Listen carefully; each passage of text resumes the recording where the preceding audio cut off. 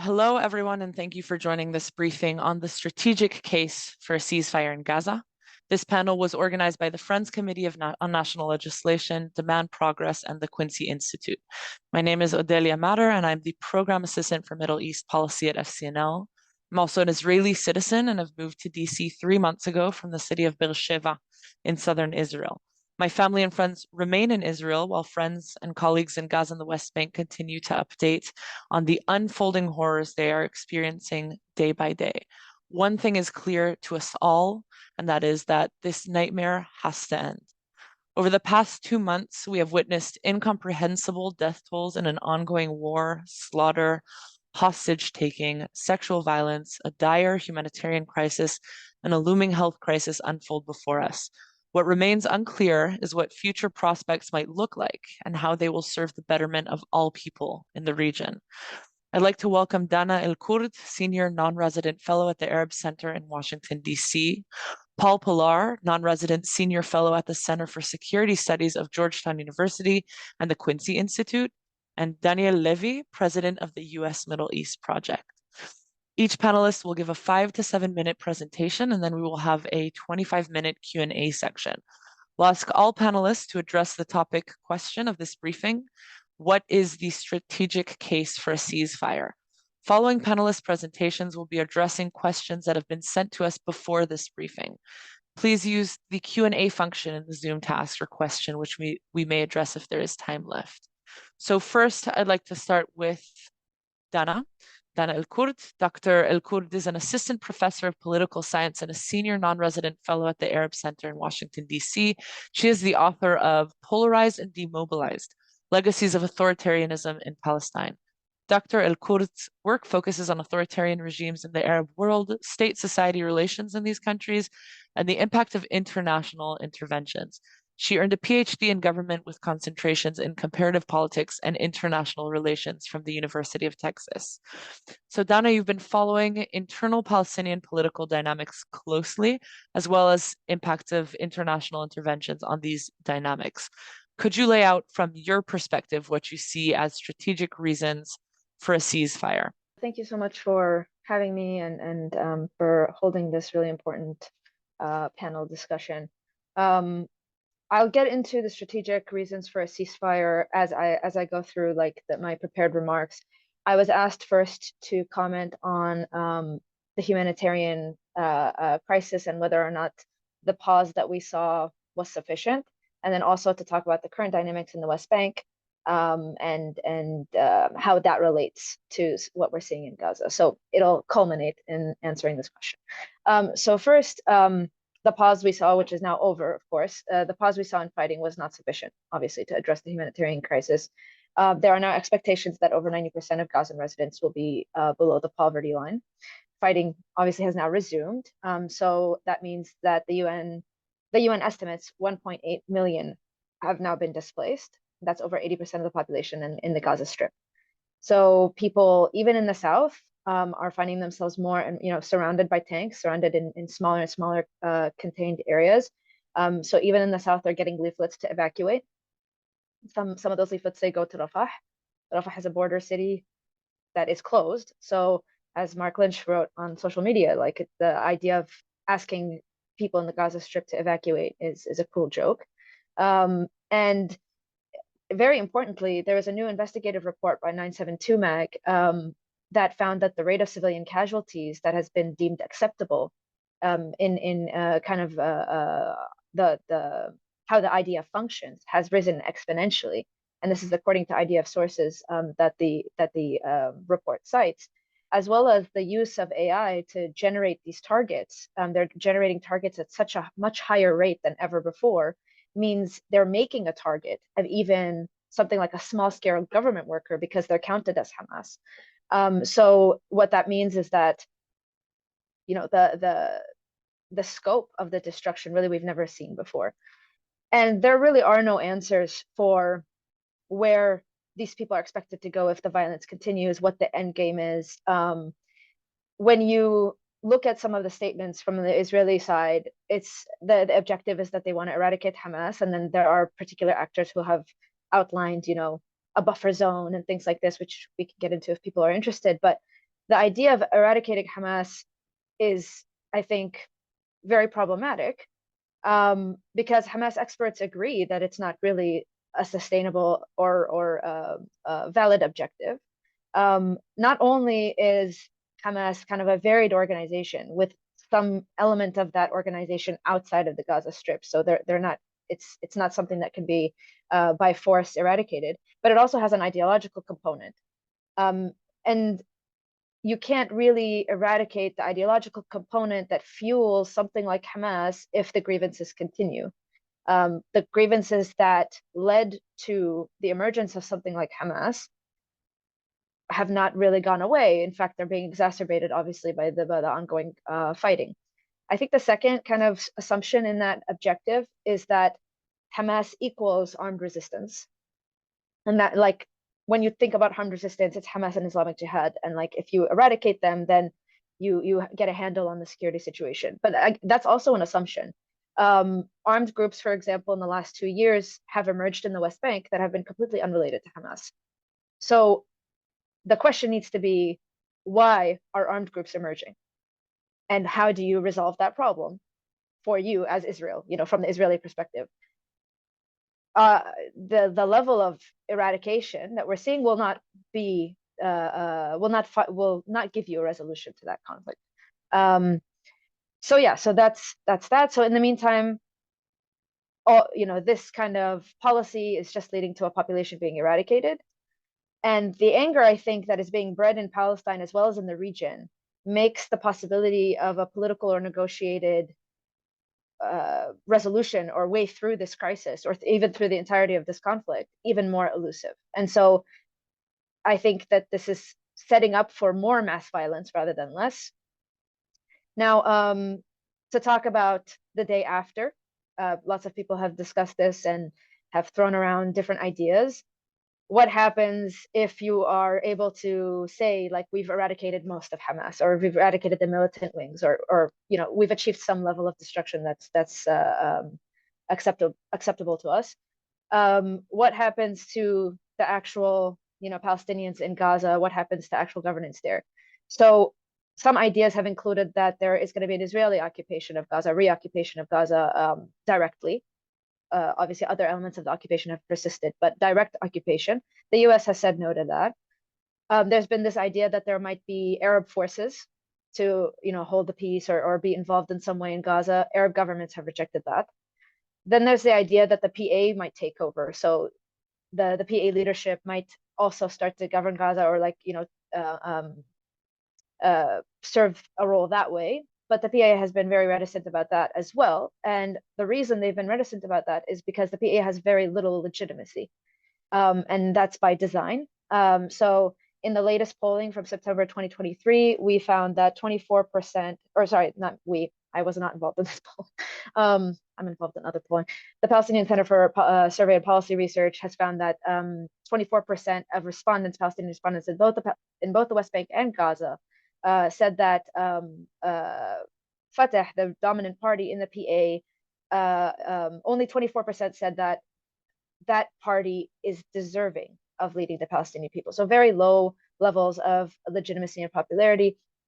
And I think that brings me to what's happening in the West Bank. Just very briefly, I know I'll try to stay within time. So as I said, in the Palestinian Authority is very illegitimate in the West Bank. It's been hollowed out by international intervention.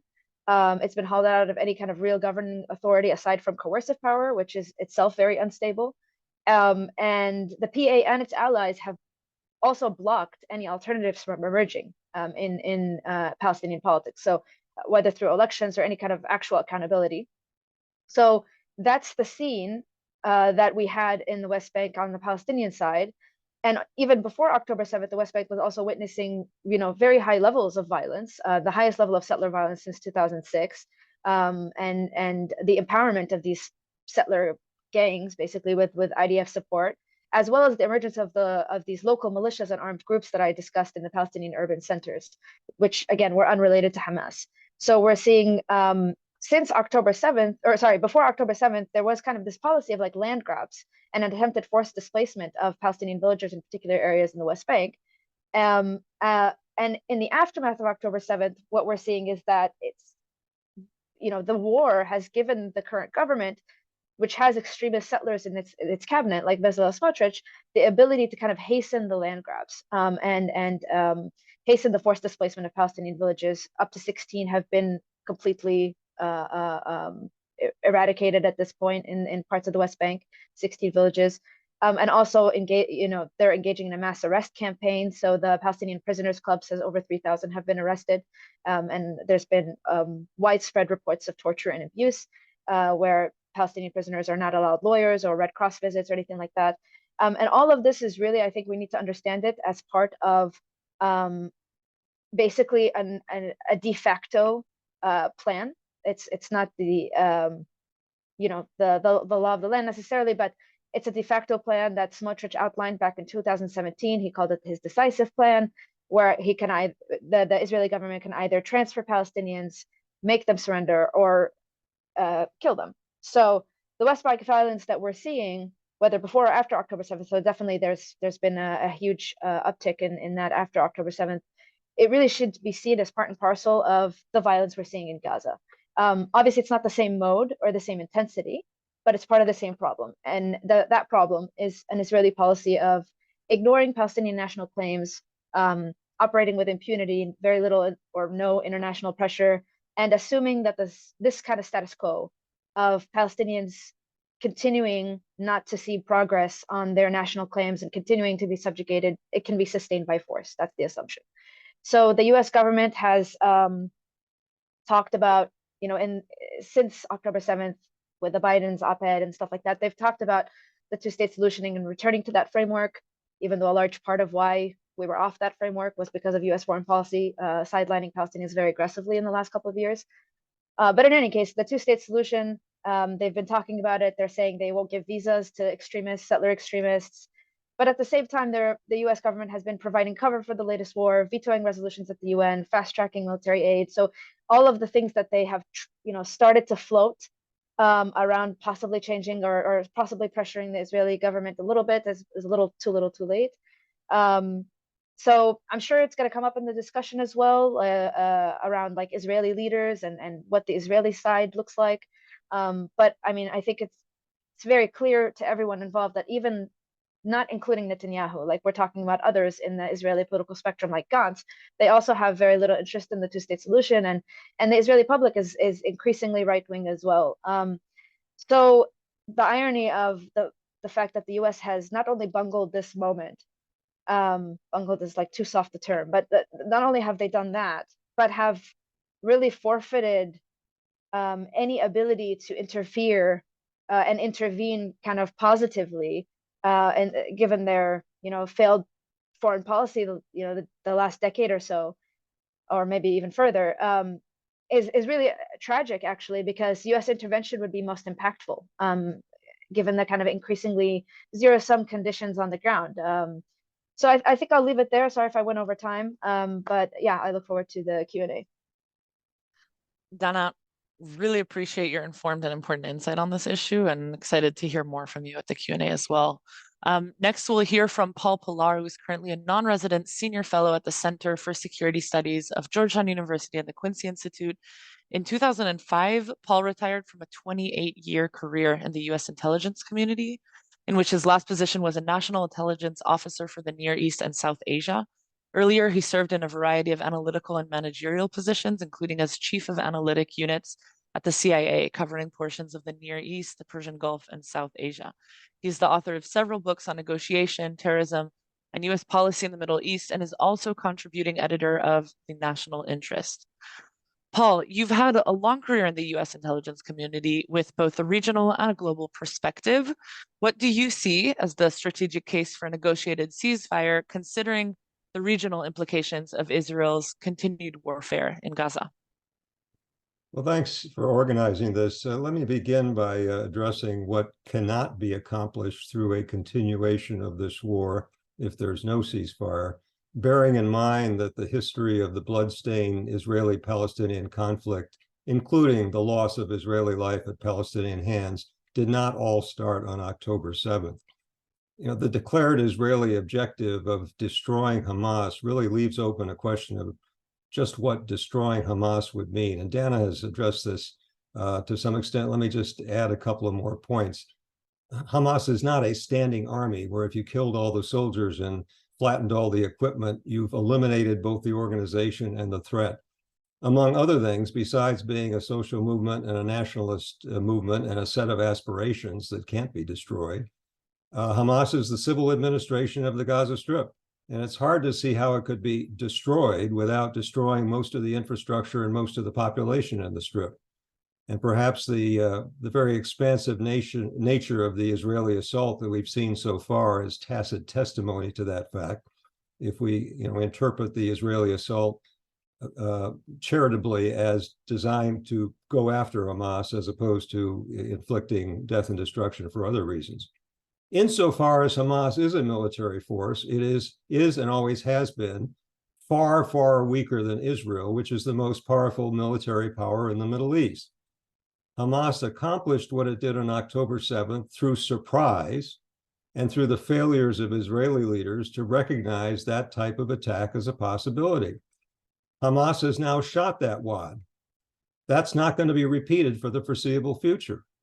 So there's no question of Hamas regrouping to try to repeat what it did on October 7th or to try to fight conventionally toe-to-toe with the most powerful military force in the Middle East.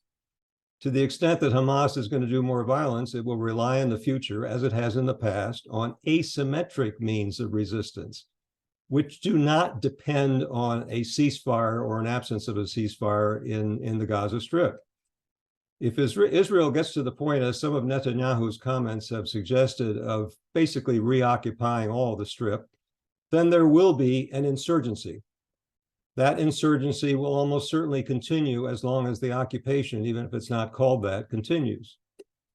And I note that in the past, Hamas has also used individual suicide bombers, another violent and asymmetric means of resistance to strike at Israel, and it may do so again. But I think the most fundamental point to remember about Hamas is that it's only one organizational manifestation of the anger and resentment that have stemmed from occupation, blockade, and denial of human and political rights and self-determination for Palestinians. As long as the conflict underlying that situation continues, there will be violent resistance to Israel.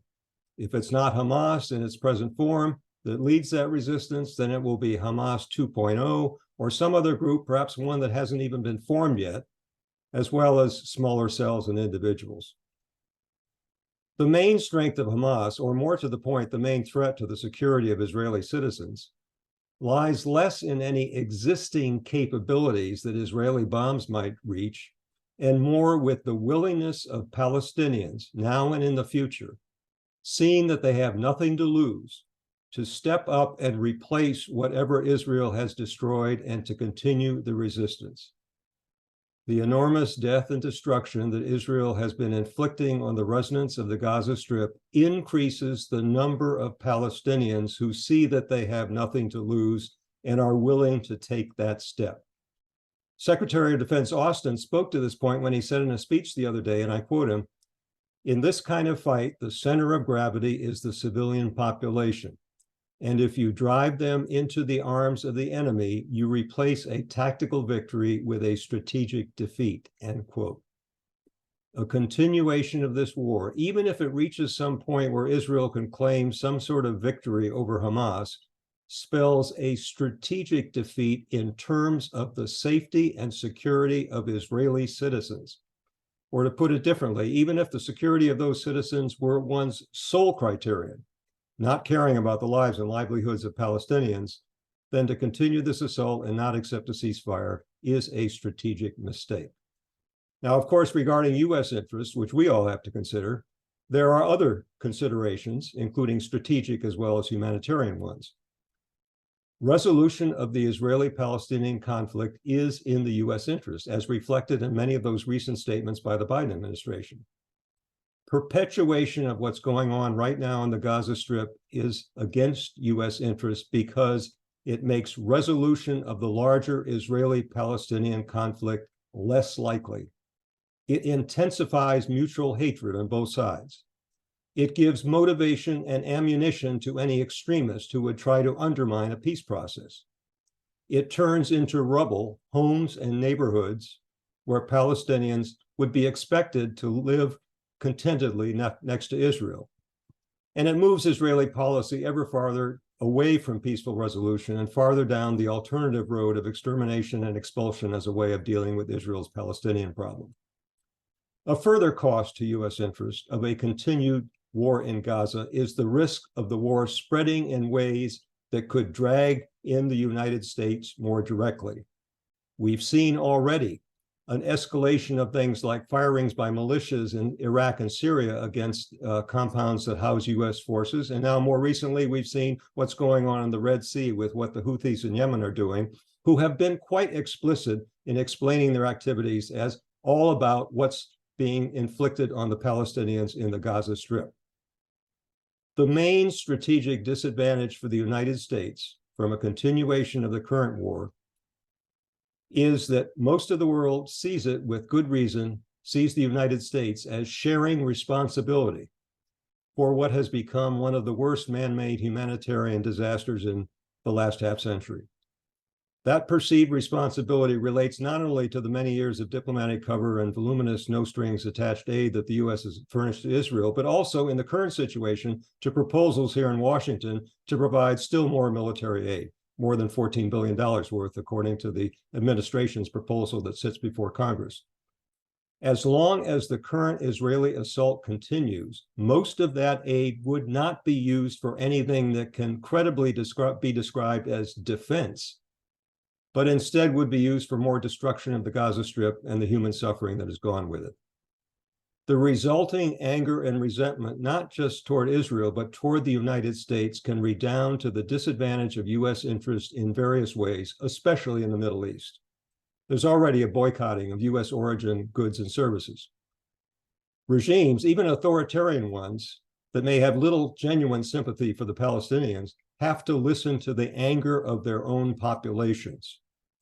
Some reflections of that we've seen already have included Saudi Arabia putting on hold any more movement toward normalizing its diplomatic relations with Israel, which had been a major priority of the Biden administration, and the snub of President Biden by Jordan's King Abdullah when the president was in the Middle East, resulting in cancellation of a scheduled meeting in Amman.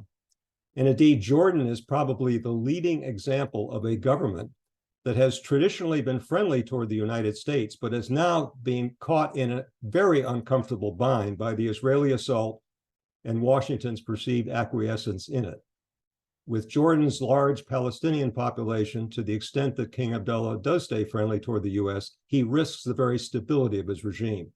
You've got similar problems in Egypt, where the peace treaty between Egypt and Israel has, from Egypt's point of view, all been a matter of trying to stabilize things within Egypt. But now you've got the prospect of mass expulsions, basically, of Palestinians into the Sinai, which would be a horrible situation from the point of view of the regime of General Sisi. One last point. The anger with the United States regarding its perceived connection with the carnage in Gaza also increases the chance of terrorist violence hitting U.S. interests, including American citizens here and abroad. One of the most frequent themes in the statements, propaganda, and interrogations of terrorists who have attacked U.S. interests in the past has been anger over the U.S. connection to the Israeli subjugation of Palestinians. That comes up again and again and again. And so the longer that the war on Gaza goes on, and the more destruction that there is, the more this motivating theme will be getting revived. We've already heard just within the last couple of weeks, Al-Qaeda and ISIS issuing calls of arms and invoking the Gaza carnage. Those are substantial costs in my view, and I'll stop there. Paul, thank you so much for broadening the scope of how we see the strategic case for a ceasefire. Your perspective is much appreciated. Next, we'll hear from Daniel Levy, who is president of the U.S. Middle East Project, which is focused on advancing a mutually dignified and acceptable resolution to the Israel-Palestine conflict. Daniel Levy carries extensive experience in Israel-Palestine negotiations, served as the senior advisor to the Israeli Prime Minister's office and to Justice Minister Yossi Beilin during the Barak government. In addition, Mr. Levy was an Israeli official for the Israel-Palestine talks at Taba under Barak and at Oslo B under Yitzhak Rabin. as well as being a lead drafter of the Model Peace Agreement, better known as the Geneva Initiative. He is also a founder of J Street and has served on the boards of the European Middle East Project, New Israel Fund, and Molad. So, Daniel, drawing from your experience as a former Israeli peace negotiator working so close to the Israeli government, could you please walk us through what the strategic case is for a ceasefire from your perspective? Look, when I think about the necessity of drawing this to a close, let me divide up into and I'll do it quickly because some of the arguments have been raised already, and I actually was going to quote Sec Def Austin, but Paul did already, because I think the most fundamental from a military perspective point of this is that Israel's entire approach to the Palestinian question is to take any manual of counterinsurgency and just get it totally wrong and turn it upside down. For every person that they think they're taking out, they're creating a new generation of people who will be drawn into even taking extreme measures. None of this justifies, of course, what was done on October the 7th. But I think in many respects, Hamas has already won. You're not going to be able to defeat Hamas. You're playing into the hands of a party that is working, as Paul said, in an asymmetric warfare strategy. This was a colossal failure on the part of Israel. We are correctly told how horrendous the events of October 7th were. We're less told how horrendous every day since October 7th has been. But October 7th happened for many reasons. But if you shrink it into the most immediate causal factors, you had virtually no Israeli military deployed on the southern border with Gaza, because Israel's army does not act as the Israeli Defense Force, which is its formal title. It acts as the protection of settler hilltop youth force. And that's where they all were. That's why you had all the militants who came through the border, I think, could not believe, and we have things to suggest that this is the case, just how easy that was, just how little deployment there was, just how little deterrence or immediate response. But stepping a little further back, the entire debate is misconstrued because you don't get security when you run a regime of permanent illegal occupation, which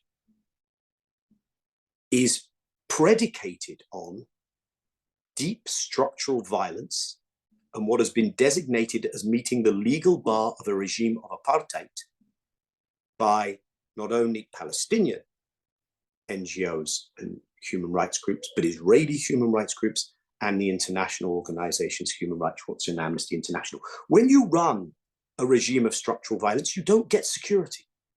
You can want security, you can think it would be nice to have security, but those things have never gone together in history and they won't go together now.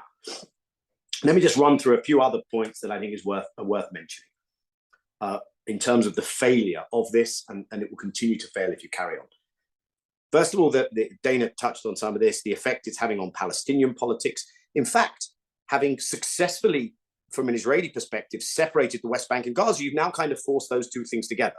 By the way, when Palestinians in Gaza, a community of refugees having been forcibly displaced during the Nakba from Israel itself, when they're displaced again, they're not just thinking about their homes in Khan Yunis, in Jabalia, in Shati to go back to.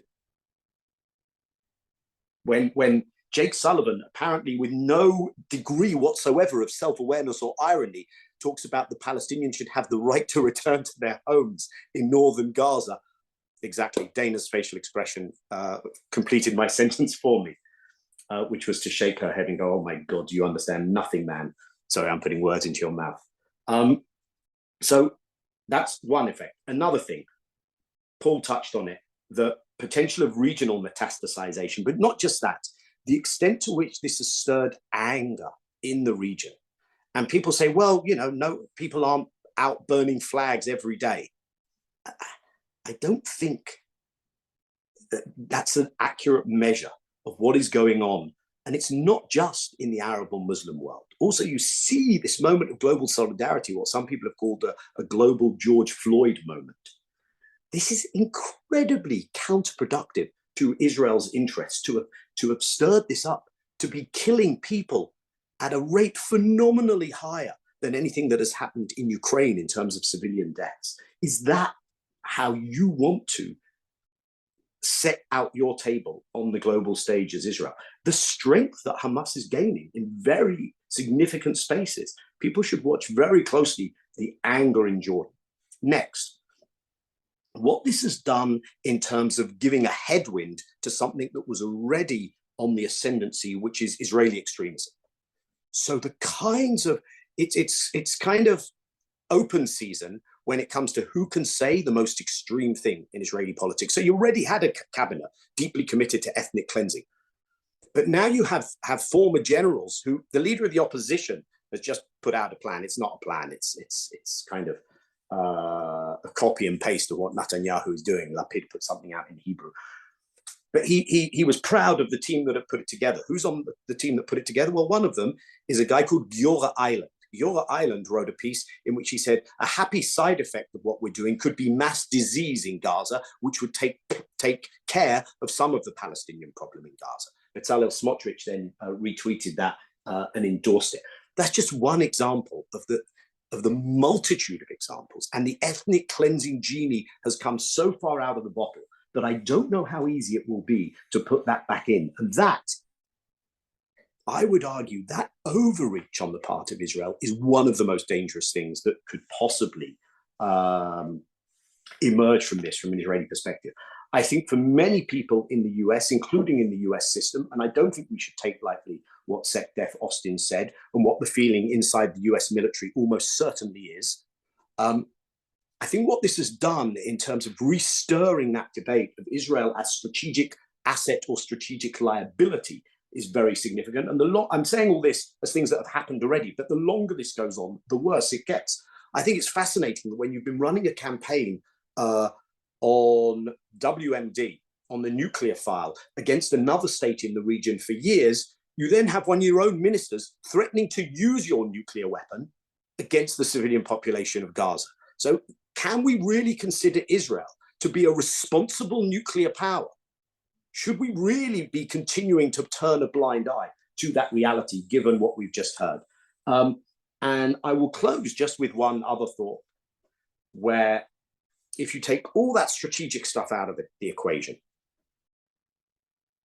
all the humanitarian consideration out of the equation, and I urge people to look at what UNICEF is putting out, what UNRWA is putting out, what the World Health Organization is putting out, what Dr. Tadros put out the other day, in terms of, because what we're seeing now is not just direct killing as a result of Israeli military actions, which target civilians. Let's not lose sight of the fact that on day one, the very first thing Israel declared it would do was to cut off food, water, medicine, all supplies to the Palestinian population. So collective punishment was the first go-to place.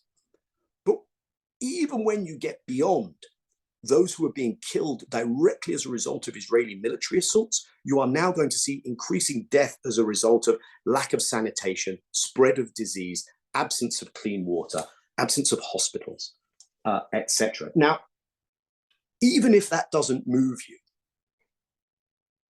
I've got news for you. When all of that shit, and in this case, literally shit, goes out untreated into the Mediterranean Sea, it's a really weird thing. It's not just going to stay on the coast of Gaza. So you're actually, even from an Israeli, the narrowest perspective possible, you're going to cause yourself great harm as Israel. So on that rather unsavory thought, let me close. Daniel, thank you so much. This insight, considering your rich experience and history, both on the negotiation table and with other projects, is so important, given the situation. And I want to divert the next question to Dana. I know you don't have until 3 with us. This is a culmination of many of the questions we've been receiving via the Q&A and also at meetings with Congress people. So I'll start by saying a lot of attention has been focused on Hamas as a non-negotiable body towards a long-lasting ceasefire in the region. Many Congress people are echoing and alluding to building a path towards a two-state solution as a possible requisite for a long-term solution to this crisis. But I want to ask you if you think there is a possibility for Palestinians or whatever body represents them to negotiate for a two-state solution, given the current posture of the governing Israeli coalition. I mean, yeah, that's the big obstacle, right? Is that let's assume that the Palestinian body, the Palestinian Authority or possibly the Palestine Liberation Organization as a representative of a wider range of Palestinians, like let's assume that like we get it up and running and working and Palestinians buy into it, and I mean there are pathways for that. I'm not suggesting that it's completely impossible, but even if all of that happens, the Israeli political spectrum does not breed a lot of confidence in having a partner for peace on that end either, because like I mentioned in my remarks, like even the people that are billed as centrists do not have an interest in engaging in anything but the continuation of the status quo, which is to continue to ignore the Palestinian national claims and continue really like not moving beyond the very limited way that the Israeli side understood the peace process, and not at all absorbing the lessons of the last 30-something years of the peace process and the changes that they that have occurred on the ground and in people's kind of understanding of the conflict. That's why I think it will require extra regional intervention, but it has to be serious extra regional intervention. It cannot be the biased mediation that we've had thus far. And given especially the Biden administration before and especially after October 7th, given their really problematic, to put it lightly, approach to this, I don't know that is going to be acceptable. So so couple of problems. So I'm just going to touch on it quickly before the end of my remarks here. Couple of problems is that people assume that they can impose a Palestinian leadership on Palestinians without any kind of buy-in from Palestinian society, and that needs to be an assumption that like goes out the window. Whatever Palestinian leadership is in place post Mahmoud Abbas in the West Bank, in Gaza, in the PLO, whatever, needs to have Palestinian buy-in. So this whole American approach to only dealing with particular decision makers and elevating particular decision makers and overturning elections and doing whatever it is that they want to do, that can't work. It cannot work. You have to have Palestinian buy-in for whatever happens. And then the second assumption is that the Americans not learn from the last 30 years of the peace process and the stopping of the peace process, and not actually impose limitations on the Israeli side to make concessions. So yeah, I think that people have to keep that in mind about where this goes from here, and not assume like some of the patterns of previous maybe conflict management techniques will work in the future. People have to take Palestinian national claims seriously and stop assuming that self-governance is gonna be, is gonna be enough, or other, carrots can placate the Palestinian public. Thank you, Dana. I'd like to divert the next question to Paul. I want to just consider what both you and Dana pointed towards, how without addressing existing grievances, we probably will see more armed bodies rise and insurgencies take place. I think you'd also mentioned that with or without a ceasefire, it is probable that Hamas will make efforts for an insurgency. So do you think there is a way to ensure Hamas or others aren't given opportunity to regroup with a ceasefire, and how so?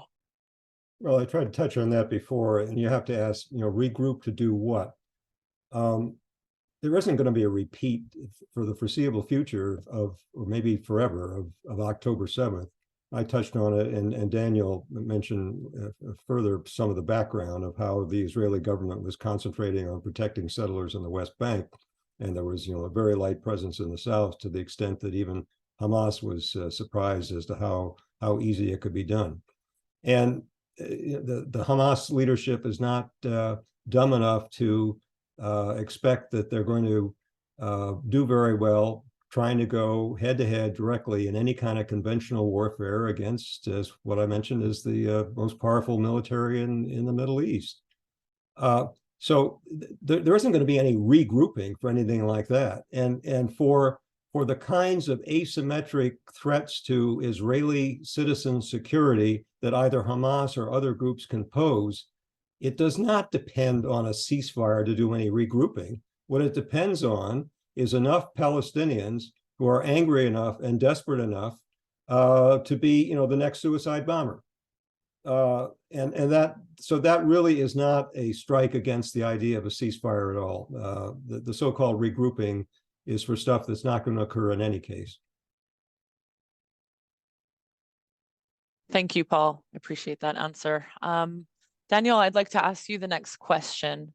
It's a few questions bundled in one, but first, if you could expand on Israel's goal of eliminating Hamas. Is that attainable or not?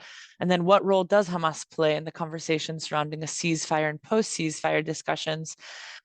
If you could maybe touch upon, what ideally happens the day after a ceasefire from your perspective.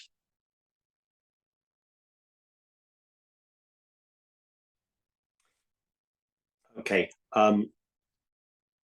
I think we're well beyond ideal scenarios, given Gaza was being described as borderline uninhabitable before this level of destruction. So just to touch on these things,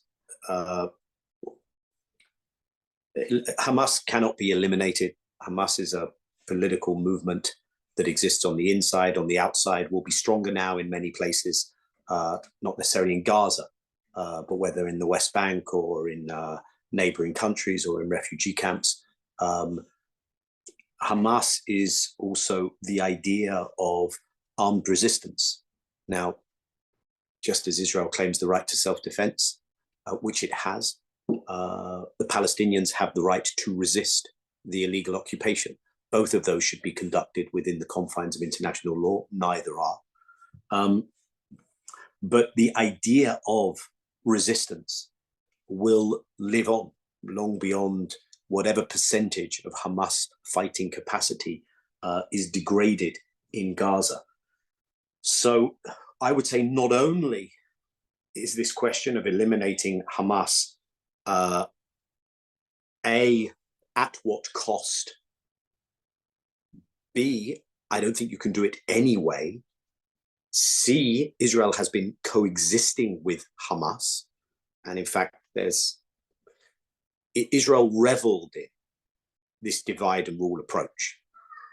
Israel was protective of preventing the handing over of governance in Gaza to a unity Palestinian political formation. Now, I realize that there is this idea that, well, Israel can't possibly live next door to a Gaza that still has Hamas in it. I don't understand why it would be so difficult at the same time to entertain the notion that how could Palestinians possibly be expected to live next door to a state that, with barely batting an eyelid, has just killed 5,000 children. The number goes up every minute or every day, every hour, and in excess of 10,000 civilians overall. You don't get to choose those things. And you certainly don't get to achieve a dignified peace without which Israel will not have security. And I'm tough on Israel. I know the system from the inside. A lot of my pain is for Palestinians, but a lot of my pain is for Israelis, who are not going to know security.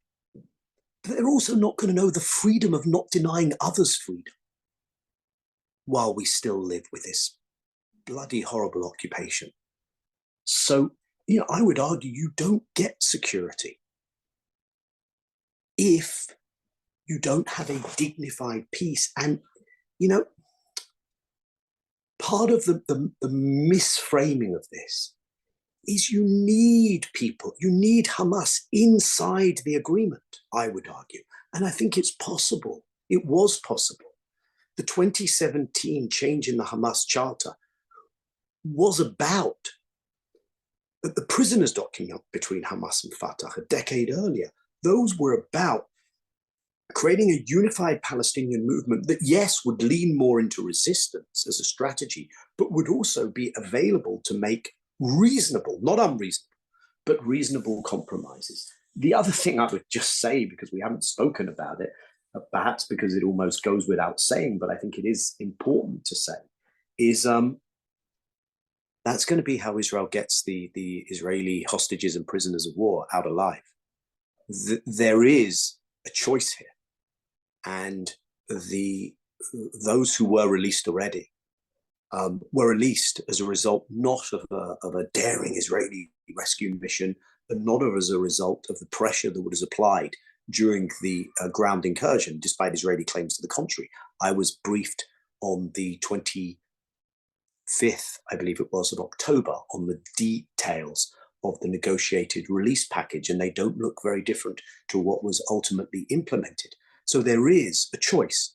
Either Israel is going to pursue the military mission, and many of those being held will perish, or it is going to prioritize getting those people back. If I may, just one more thought. The administration, is talking about getting tough on extremist settlers, as if there's this thing called settler land, which exists independently of the state of Israel. You can't get Israel arms, funds, backs, has an ideological predisposition which the settlers are pursuing. But I do want to say this, not to contradict Dana, because I think she accurately depicted Israeli politics, but to add just maybe a smidgen of optimism in that respect into the mix, because I think at a time of such a shock and disruption, there's a lot of cognitive dissonance. And yes, the Israeli narratives have gone much more hawkish. But I also think people are genuinely pissed at where the extremists in the government have taken them, many people. And I think there are openings, that part of the disruption of this event could create openings in Israeli society. And in that respect, I want to say this, there have been some remarkable mobilizations on the part of the families of those being held in Gaza. Now, naturally, they're in a terrible situation. But some of those showdowns between members of the Israeli parliament, members of the coalition, and the families who have been screaming and shouting at them, not just to get my people out, but they've actually been challenging them politically on how their political approach is the wrong approach. Like I said, I don't want to be Pollyannish. I don't want to kind of find silver linings where they don't exist, but I think there is a thread there. And it's a thread that it's just worth being aware of. Daniel, I appreciate that a lot. I'm reminded by the psalm, V'bacharta b'chaim, and you choose life, as a driving force I've seen hostage families carry in their voices.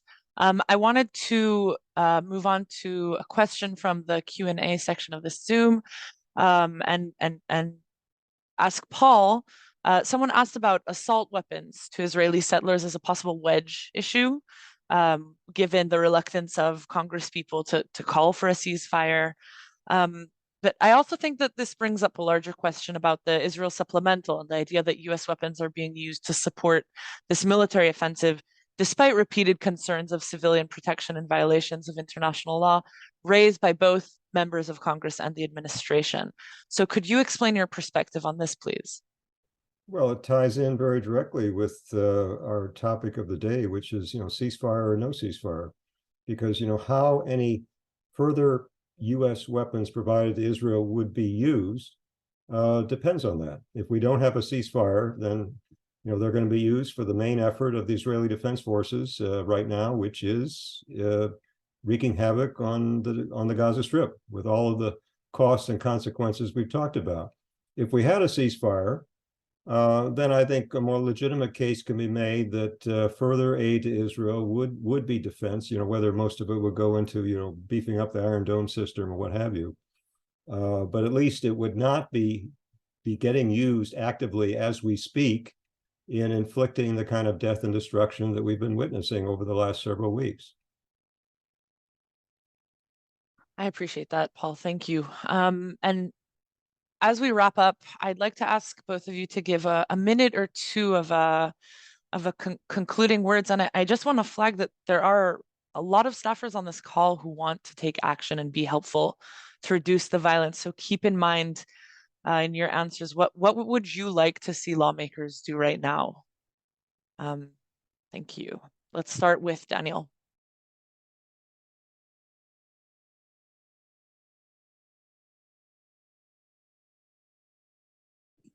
I think Paul and myself are looking at you because we heard "let's start with," and then we didn't hear a name after that. I said Daniel. I'm sorry, Daniel. Okay, yeah.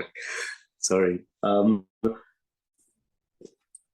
You will know your own immediate political environment better than I.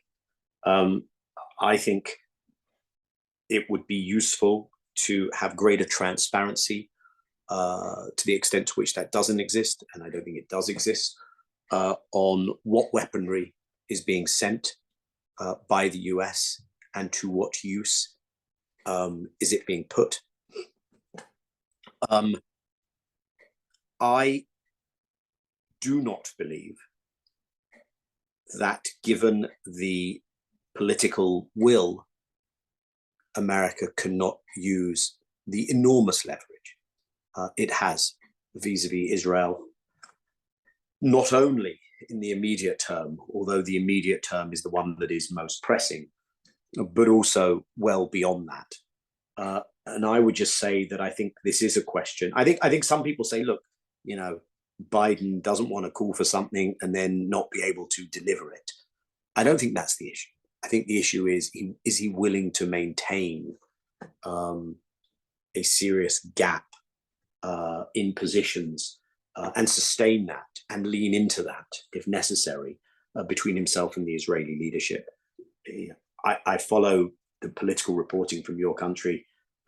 It doesn't seem to be smart politics on his part either, but others will have a better sight on that. And then the last thing I would say is we got here.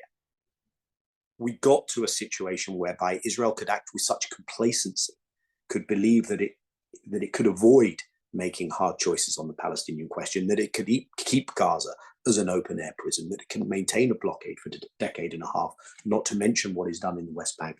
We got there to such insecurity for Israel and such arrogance and hubris that October 7th was able to happen.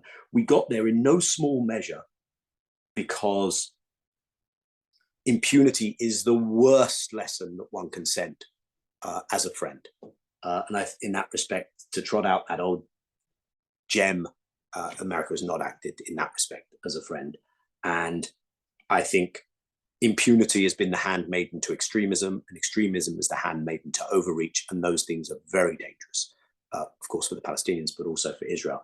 And so I do think that the word accountability needs to enter the lexicon. I don't have that hope that America will generate that, but I think that is what we should be driving towards. Thank you. Thank you, Daniel. Well, I don't have, unfortunately, much more hope than Daniel does in terms of the American political process. But you asked, what I'd really like to see out of Congress right now, to simplify it, two things. One is a clear call for a ceasefire in the current warfare, even if it's a non-binding resolution. And secondly, to exercise for the first time since maybe 30 years ago during the George H.W. Bush administration, use of some of that leverage by applying conditions to any further aid, including not just the supplemental, but the the existing annual $3.8 billion. The particular conditions and terms would have to be carefully drafted, but I think they would involve, among other things, observing the laws of war, not inflicting on civilians the kind of casualties we've seen. And you could also bring in the question about the West Bank settlers and what Ben-Gvir is doing with arming them and so on. That would be part of it too. And in any congressional action, either with regard to calling for a ceasefire or applying conditions to aid, I would encourage putting language in that covers some of the points we've made during the past hour, that this is not just a matter of U.S. interest differing from Israeli interest, although there are significant ways in which they do, but that the best way to provide security for Israel's own citizens is to change from the course that their government has unfortunately been placed on, and to reaffirm that, to use Daniel's words, we have pain for Israelis as well as for Palestinians, and that for the big brother patron to be a real friend, as he put it, impunity is not the answer, but guidance toward a more secure future for Israelis as well as Palestinians is part of that. I would include language to that effect in any congressional action. I appreciate both of you so much, and Dana as well, for joining us today and giving your really, really important perspectives on this issue. I want to thank everyone who came so much for coming. Please keep an eye out for a follow-up email with the recording of this briefing and further resources. If you have any follow-up questions about the briefing or from the panelists, you can email kvan@demandprogress.org, which is CAVAN@demandprogress.org. We appreciate you showing up, and thanks again for coming, everybody.